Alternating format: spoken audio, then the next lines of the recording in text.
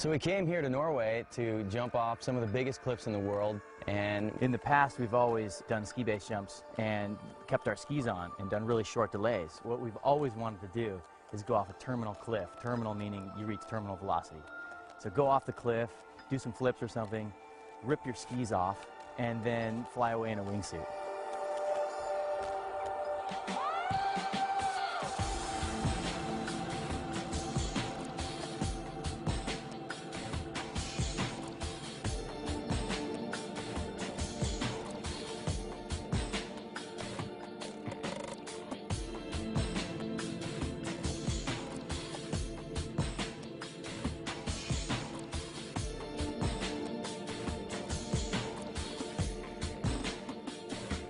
What we were doing last winter was the wingsuit ski base kind of stunt.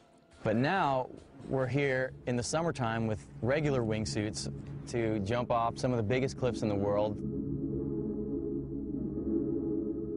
We came over here specifically to learn how to fly our wingsuits off of cliffs and learn how to proximity fly and just learn as much as we can from these Norwegians and as much as we can from Loic. At the beginning of wingsuit base jumping, we were trying to get as far from the wall as possible, so basically clearing up the whole thing, and now it's getting boring, so we play around.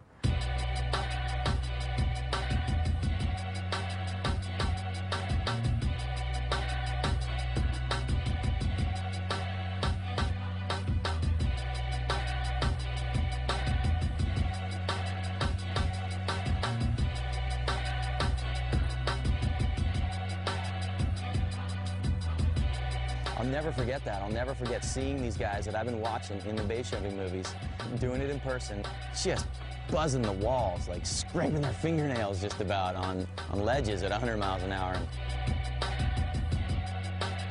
How close to the road do you think you'll get? But here, hopefully.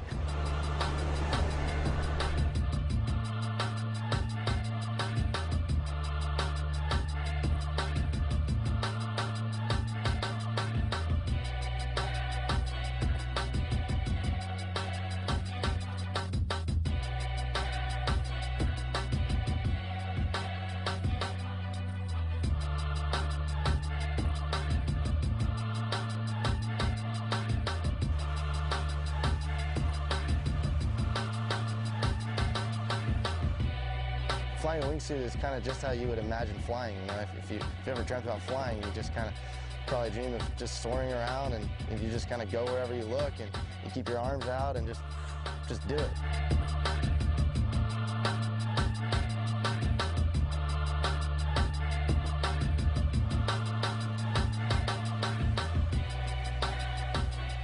Probably one of the most impressive things on the trip was just seeing Espen fly that close to the ground, buzzing the road.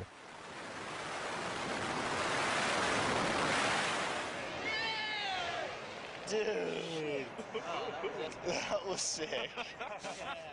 Holy shit! You know, any little stick or bush or, you know, rock protruding could have got him. But, you know, he knew right where he was going, and he'd scouted the line. He'd done it a few times before, so it was all good.